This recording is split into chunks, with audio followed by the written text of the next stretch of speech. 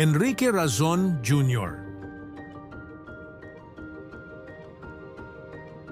Si Enrique Razon Jr. ay nagmana ng International Container Terminal Services Incorporated, ICTSI, mula sa kanyang ama.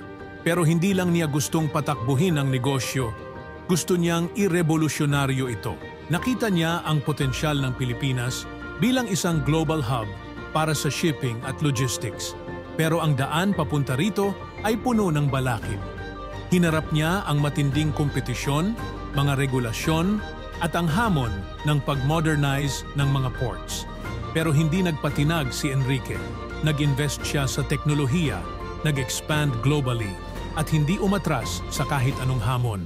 Sa kanyang determinasyon, ang ICTSI ay naging isa sa mga leading port operators sa buong mundo. Ang kwento ni Enrique